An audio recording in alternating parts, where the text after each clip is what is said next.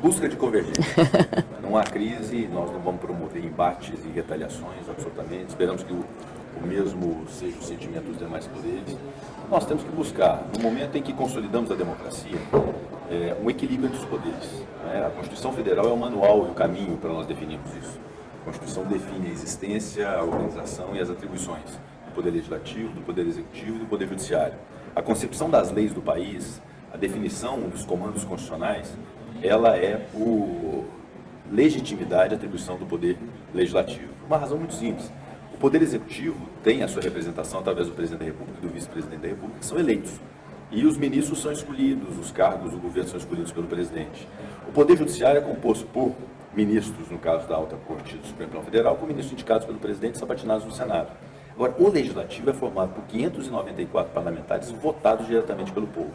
Então, a essência do que é a vontade popular, e que todo poder emana do povo é uma premissa que nós temos que considerar, ela é do Legislativo. Portanto, as grandes definições nacionais, para onde o Brasil deve se encaminhar, é um papel muito genuíno do Poder Legislativo, é isso que nós defendemos, prerrogativas do Poder Legislativo, a definição das grandes questões nacionais no âmbito do Congresso Nacional, sem desconhecer, obviamente, as atribuições e os limites dos outros poderes. Presidente, o Supremo tem tratado de questões sensíveis que talvez não sejam bem vistas dentro do Legislativo, que são as chamadas pautas de costumes. A gente, quando conversa com vocês ali nos bastidores, entende que não há ainda um ambiente propício para colocar em discussão esse tipo de pauta. Mas o senhor enxerga, num curto horizonte, algum caminho para que essas pautas, que também são pautas sociais, sejam levadas para discussão dentro do Congresso Nacional? É preciso ter compreensão que o Congresso Nacional tem a obrigação de legislar, e nos últimos 10 anos legislou em diversas matérias, por inúmeros marcos legislativos.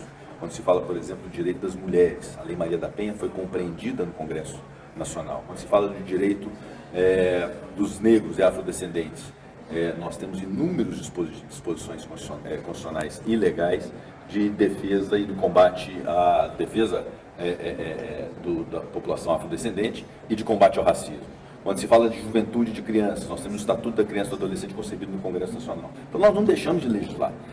Quando há algum tipo de opção de não se deliberar sobre um determinado tema e fazer prevalecer a lei atual, essa também é uma forma de posição política do Congresso Nacional. Quando se fala, por exemplo, da questão de drogas e descriminalização do porte para uso de drogas. Essa é uma decisão que cabe ao Legislativo. E se o Legislativo não deliberou pela descriminalização do porte de drogas, é porque a opção dele foi fazer valer a lei atual que define um tipo penal, ainda que mais brando, para o porte de drogas para uso pessoal. Então, essa dinâmica do Congresso Nacional deve ser respeitada por todos nessa compreensão de que cabe ao Congresso Nacional essa definição política. Presidente, há uma interpretação também dentro do Senado, sobretudo, até mesmo do seu entorno, de que quando o senhor se posiciona nessa divergência ocasional, né, com o Judiciário, o senhor também sinaliza para dentro, para a oposição. O senhor está fazendo um gesto para a oposição também? Eu estou cumprindo a minha obrigação de presidente do Senado Federal do Congresso Nacional, chefe de um poder que precisa, por comando constitucional, zelar pela sua prerrogativa legislativa. Eu não posso me omitir nisso. Eu, na verdade, busco sintetizar e equilibrar as diversas e plurais forças que existem no Senado Federal e no Congresso Nacional, nos mais variados sentidos, e buscar externar o que é a vontade da maioria. Então, esse meu papel não é um papel simples, não é uma sinalização para um grupo A, um grupo B, ou para a oposição, ou para a situação. É, na verdade, extrair o que é o sentimento do Congresso Nacional em relação a diversos temas e poder ser o porta-voz disso como presidente da casa que sou. Então, não há nenhuma intenção que não seja de zelar pelas prerrogativas parlamentares e fazer prevalecer o que é realmente legítimo.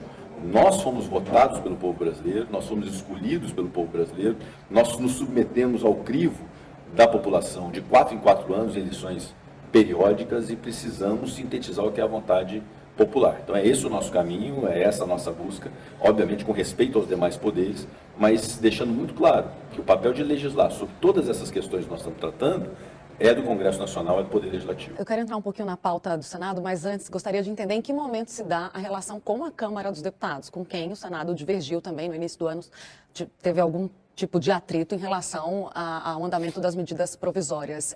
Essa discussão foi sanada ou ainda está em curso? Por ser uma casa política, por ser uma casa de representação popular, tanto Senado e Câmara, ora convergem, ora divergem. Um ponto de divergência foi a tramitação das medidas provisórias no início do ano, o Senado Federal teve uma compreensão unânime de que, se tratando de medida provisória, em matérias que recomendam relevância e urgência e, obviamente, podem ser sujeitas à medida provisória, é preciso ter uma comissão mista de senadores e deputados para poder avaliar essa medida provisória. A Câmara dos Deputados entendeu de modo diverso, pretendeu algum tipo de modificação constitucional, de modificação no rito dessas medidas provisórias, houve um ponto de divergência. De qualquer modo, a obrigação pública, o espírito público do Congresso Nacional como um todo permitiu a aprovação de medidas provisórias de reestruturação do governo, dos ministérios, do Bolsa Família, do Minha Casa Minha Vida, do Mais Médicos, recentemente de crédito extraordinário. Então, obviamente, nós estamos andando com as medidas provisórias. Mas houve, de fato, uma posição da Câmara que impôs ao governo federal o encaminhamento, ao invés de medidas provisórias, de projetos de lei com urgência constitucional, e que tem acontecido. Algo também que nós também não vamos negar, porque é constitucional o encaminhamento de projeto de lei. E o importante é que nós possamos dar andamento a todas essas medidas legislativas, seja como medida provisória, seja como projeto de lei. A sociedade não pode ser penalizada por eventual divergência de entendimento entre Câmara e Senado. Falando sobre a pauta do Senado, vocês têm agora uma importante missão, que é aprovar a reforma tributária. Está na iminência disso acontecer. A Eduardo Braga disse que em novembro, relator, né, da medida, provavelmente a reforma tributária sairá. Eu gostaria que o senhor fizesse uma avaliação sobre o ambiente político, né, porque na Câmara dos Deputados eles conseguiram avançar rapidamente com uma pauta que demorou mais de 30 anos para andar. O Senado Federal vai seguir nesse rito, vai, de fato, aprovar, há ambiente para isso, porque algumas arestas ainda precisam ser aparadas. Mas o senhor acredita que o Senado vai entregar a reforma tributária? Eu acredito, confio nisso. O trabalho do senador Eduardo Braga tem sido um trabalho muito constante em favor disso, uma programação já definida de apresentação do seu parecer no final deste mês de outubro. Obviamente que haverá pedido de vista. Nós vamos ter todo o tempo necessário para poder examinar o parecer do senador Eduardo Braga. Tanto os membros da CCJ como os demais senadores da República e senadoras terem a oportunidade de apresentar suas emendas e suas sugestões ao texto. Então nós vamos ter aquilo que é mais democrático de um parlamento, a oportunidade que a maioria possa decidir qual a reforma tributária que nós devemos entregar. Pode ser integralmente a que a Câmara fez, pode ser com modificações, e são exercícios da maioria, que certamente será feita pelo Senado nos próximos dias. Outros assuntos que estão em discussão, PEC dos militares, essas propostas que dizem respeito ao Supremo Tribunal Federal, elas vão avançar no plenário esse ano ainda? A intenção, primeiro, é deixar muito claro que não há uma perspectiva do Senado de iniciar uma reforma do Estado, uma reforma dos poderes a partir do Judiciário, absolutamente. Nós temos a compreensão de que coisas que não andam bem precisam ser mudadas. Isso se atribui, inclusive, ao Poder Legislativo e à política. Temas como o fim da reeleição, a coincidência de mandatos, a nova legislação eleitoral, a própria anistia que se pretende fazer a partidos políticos, tudo isso tem que ser muito bem refletido, muito bem pensado, como deve ser muito bem pensado também as regras de orçamento. A partir do momento que nós tivermos uma reforma tributária, é urgente deliberar sobre o tamanho do Estado brasileiro e a qualidade do gasto público, haja vista que a reforma tributária é para arrecadação e nós vamos destinar o recurso, é melhor que se destine da melhor forma possível. E esses temas relativos ao Poder Judiciário são absolutamente honestos, de propostas que já vêm tramitando já há algum tempo, que outros países adotam, que os próprios ministros do Supremo, inclusive ex-ministros, já defenderam em algum momento, que é o mandato de ministro do Supremo Tribunal Federal, a elevação da idade mínima para ingresso na Suprema Corte, uma disciplina maior em relação às decisões monocráticas. É muito importante que a manifestação de poder, que dá a palavra final a conflitos jurídicos sociais pelo Poder Judiciário, se dê através de sua colegialidade, ou seja o pleno do Supremo Tribunal Federal que decida aquele precedente, aquela jurisprudência, e não uma decisão monocrática sobre a qual pode haver um alongamento de uma definição que gere insegurança jurídica. Então, o que nós estamos deliberando e discutindo não é uma retaliação, como é no caso de uma pretensão de um impeachment sem nenhuma justa causa, ou uma revisão das decisões do Supremo pelo Congresso Nacional. Absolutamente, são medidas honestas, medidas já discutidas, adotadas em outros países, e que serão debatidas exaustivamente até uma definição do Parlamento, que é o foro próprio de se definir isso. Excelente. Vou finalizar a nossa entrevista voltando para a política e olhando para a eleição. Sei que vocês sempre falam, falta tempo ainda, mas a gente precisa perguntar, o seu nome está sendo aventado para o governo do estado de Minas Gerais. O senhor será candidato ou tem a intenção de ser candidato? Hoje eu não tenho nenhuma definição em relação a isso, nenhum tipo de perspectiva. Mas não descarta? Desse futuro político, eu tenho um compromisso treinar nesse momento, um compromisso muito sério.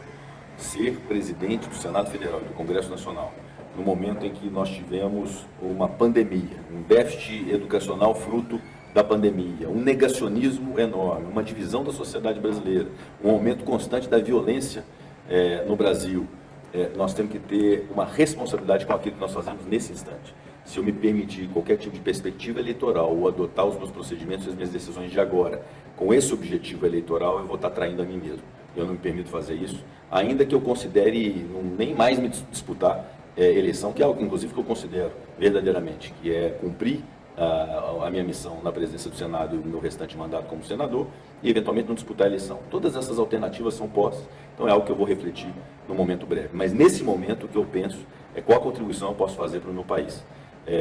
O fim da reeleição é uma medida possível, a coincidência de eleições para nós acabarmos com esse estado eleitoral permanente no Brasil, uma melhor disciplina do gasto público após uma reforma tributária que eu espero muito que a gente possa entregar para a sociedade, um Supremo Tribunal Federal e o Judiciário cada vez mais valorizados e respeitados pela sociedade.